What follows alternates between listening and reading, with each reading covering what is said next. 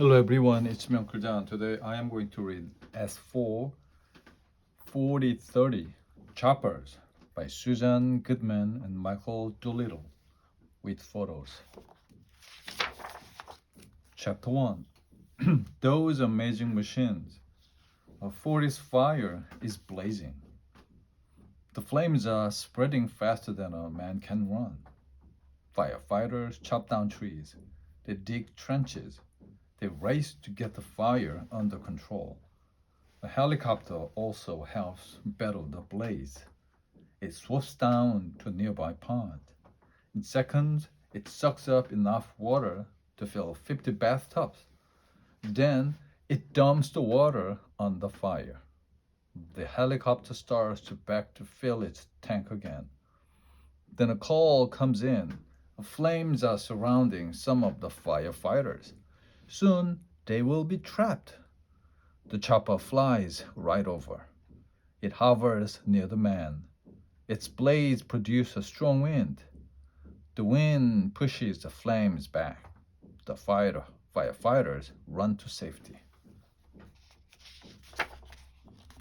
The whirlybirds, choppers, egg beaters, whatever you call them, helicopters are amazing machines. Planes must move forward to fly, but helicopters can fly forward, backward, and sideways.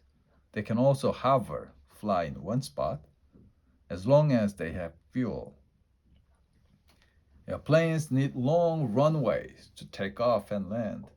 Helicopters can shoot straight up into the air. They can come straight down again.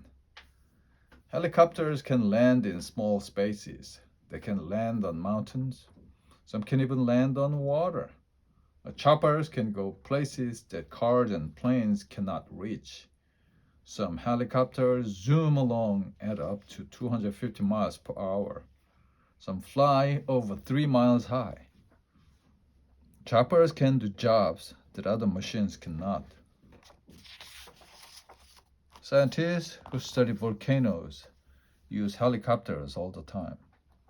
How else could they safely watch an erupting crater and see its lava up close? During the 60s and 70s, space capsules returning to Earth landed in the ocean. A ship was always waiting nearby, but it couldn't get to the astronauts very fast. The chopper on the ship's deck could. It rushed it to find the capsule bubbling in the water. Its job was to carry the capsule back to the ship. But first, divers jumped out of the helicopter and into the ocean. They swam to the capsule. They opened its door and welcomed the astronauts home. Here are the basic parts of a helicopter. A rotor blades, instrument panel, cockpit, landing skis, engine, tail boom, tail pin, tail rotor, rotor shaft. Chapter 2. How does it work? Helicopter blades or rotors are actually thin wings. They are shaped like airplane wings. Air moves past these blades when they spin. The air rushes really fast over the top of the blades. It moves more slowly underneath them. This difference pushes the helicopter into the sky. A chopper pilot tilts the blades to change direction. To fly forward, the pilot tips them forward. To fly backward, pilot tilts them back. Even long ago, people dreamed of using spinning wings to fly. Over 2,400 years ago, the Chinese made flying toys. They worked like this one. In 1483, the artist Leonardo da Vinci drew his idea of a flying machine. He never built it. It wouldn't have worked anyway. To make a helicopter fly, the blades must turn very fast. They need a light powerful engine to do the work. The gasoline engine was invented in 1885. With this, the helicopter was on its way. In 1907, a Frenchman named Paul Courneau made the first helicopter flight. His machine only flew for a few seconds. It barely got off the ground, but it was a great start. As engines got better, so did helicopters. Igor Sikorsky flew the first working American helicopter in 1939. He had added a rotor to the tail. The second set of blades kept the helicopter steady. In 1945, Sikorsky added another part to his helicopter, a special hoist. It was a cable that could be lowered and cranked up.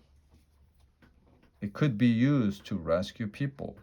This invention was tested sooner than anyone could have imagined. In November of that year, the police called the helicopter's factory. A barge had crashed into a reef. A hurricane kept the boat from saving the two sailors on the wrecked ship. The Sikorsky helicopter flew to the barge. Its hoist hadn't really been used before. This test was an important one. It could save two lives. The pilot lowered the cable. One sailor looped it on his arms. Then up he went. The helicopter was too small to bring him inside. First, he, then his friend, rode through hurricane winds safely to shore. Chapter 3. Choppers at Work. Not long ago, a family went on a picnic. One minute, the youngest son was there, eating a sandwich. The next minute, he was missing. His parents searched for him for hours. Then they called for help. Soon the police arrived in their chopper, Trooper 1. They started flying over the nearby woods. They could not see through the trees, but they didn't need to. The helicopter had a special camera that recorded heat. Trooper 1 flew back and forth. Then its pilot yelled out. The camera found the warm object. It was the boy. He was lost in the forest. Mission accomplished. Every day, helicopters are used to find people, fight fires, and spray crops with chemicals to help them grow. Over land and sea, choppers are hard at work. Helicopters also help build everything from bridges to buildings to electrical towers. They can even give workers a safe place to stand. Helicopters can carry very heavy loads. They can also carry people. Choppers called medevacs are flying ambulances. They rush people to hospitals at over 150 miles an hour. They don't need sirens. Some helicopters work as air taxis. They fly into the middle of cities. They can land on top of buildings. The passengers avoid traffic jams on busy highways. The helicopters help the drivers on the roads avoid traffic jam. Radio and TV reporters fly high above cities, streets, and bridges. They tell drivers which roads are too crowded to use. Choppers work in open spaces as well as crowded ones. Out west, wild Mustangs run free on the plains. Every few years, these horses need a checkup. It used to take cowboys on horseback a long time to find them all. Helicopter cowboys round up the horses in no time. Scientists sometimes catch animals to study them, but getting close to a grizzly bear can be dangerous, so scientists track them with helicopters. From inside the chopper, they shoot the grizzly with a dart. The dart contains medicine to make the bear sleep. Then the scientists can land and do their test before the bear wakes up. Helicopters can also track criminals. Looking down from the sky, police can search big areas very quickly. They often can find crooks more easily than police on the ground. A few years ago, some smugglers snuck into the U.S. to sell drugs. They left by boat. They thought they had gotten away with their crime, but no, no, no. A government chopper was on their trail. The smuggler's boat was fast, but the chopper stayed right over them. Its engine roared. Its blades created 100-mile-per-hour winds. The crooks had no way to escape this huge machine. The chopper could follow every move they made. It was time to give up. Chapter 4. Choppers go to war. The helicopter is a good soldier for the military. It does many jobs that trucks and ships could use to do. In the Navy, ships work together in a group. Smaller boats used to carry supplies from one big ship to another. Sailors had to haul the crates on board. It was hard work. Today, choppers just drop the loads on the deck. Trucks still transport troops, but sometimes soldiers fight in places without roads. A chopper can take them there. Ships and airplanes fire missiles, but they are often far from their target. Helicopters can also launch missiles toward the target's missile and miles away, but they can fly much closer to them too. Choppers can aim at objects as small as a tank or a car and hit them. Sometimes, however, the chopper becomes a target. Enemies aim heat-seeking missiles at it. These missiles chase something hot, like the helicopter's engine. To save the chopper, its pilot shoots off flares. These hot lights can fool a missile into going after them instead. Choppers perform other jobs during battles. They fly in and spy on the enemy. They protect soldiers with their guns. They help rescue soldiers in trouble. That's what happened in Iraq in April 2003. Enemy troops were coming toward the 7 U.S. Marines. They had no way to escape. The Marines radioed for help. They waited. Some of them prayed. First, they heard a rumble of rotors. Then they heard gunfire. Their rescue helicopter was flying in low. Iraqi soldiers were trying to shoot it down. The chopper landed as the Iraqis were closing in. There was no time to lose. The Marines leaped inside. Within seconds, the helicopter was on its way. That time, every soldier came back alive. Chapter 5. Choppers to the rescue. One day it began to rain. It rained and rained on the country of Austria. It was the worst storm in 100 years. One river was like a bathtub with a clogged drain. It overflowed its banks. The river flooded into a nearby town. First, the water flowed into people's doorway. Then it streamed into windows. But it did not stop there. The water kept rising. People climbed onto their roofs. Where could they go next? Into a rescue helicopter. Choppers can fly almost anywhere to save people. They hover over floods. They zoom into battle. Sometimes the chopper can land. Then it drops a cable or a basket. That way it can lift someone off a roof or out of the water. Many times, rescue workers called parajumpers are there to help.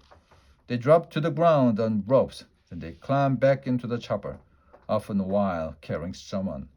Parajumpers must train very hard to learn their job. Rescue workers save people from mountaintops. They pull people from plane crashes. They help people all over the world. Once they helped save some fishermen near China. The ship was far from the shore. Flames were shooting out of its engine room. Soon the boat would sink. Some men had already jumped into the sea, but a huge storm was coming.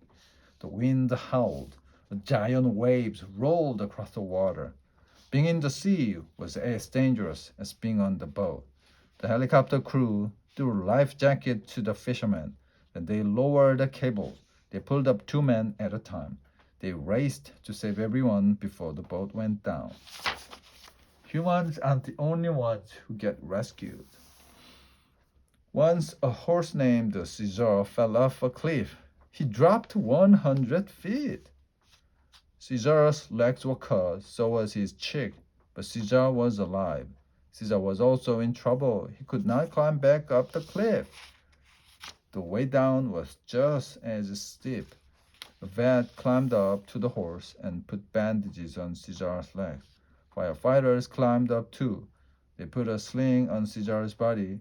Then they hooked the sling to a helicopter's cable. Soon Caesar was on his way home. Moving a horse wasn't any different from moving other things, said the pilot. Then he smiled. Maybe a little different, he said. People don't cheer when I put a load of concrete down safe and sound. Chapter 6, Flying for Fun. Choppers work hard so we can play. Sky limos take brides to wedding. They carry high school seniors to their prom. They also take skiers to the top of the world. Helicopters fly to slopes high above roads and lodges. Then the skiers race down mountainsides covered with fresh snow. The chopper is waiting at the bottom, ready to take them up for another run. A helicopter is also perfect for sightseeing. Want a bird's eye view of a lighthouse? No problem. How about a trip to Mount Rushmore? In a chopper, the passengers can look President Lincoln right in the eye. Movie makers use the chopper's sky-high view to shoot film. A camera is attached to the helicopter. Sometimes it hangs off the chopper's nose. Then the helicopter flies high and low to film the action. Helicopters appear in movies too. They swoop in to help with the daring rescue. They save the star at the very last minute. Sometimes they seem to be the film's real hero. Seeing a chopper zoom across a movie screen is fun. But pilots say that the best thing about helicopters is being behind the control. Learning to fly a chopper begins before you leave the ground. You must know how to use its radio. You must learn to use maps while in the air. Students must practice flying for a total of at least 40 hours before taking the pilot's test. Most people need even more time to get ready. Flying a chopper is hard. You must learn to do many things at once. Pilots use both arms and both legs to work the chopper's controls. They say that it's like patting your head and rubbing your tummy while standing on a beach ball. Wow. They also say that it's worth every second of training. It's total freedom, says one pilot. You move the control and the helicopter goes wherever you want. It's magic, says another pilot. You're flying up there with the birds. The end.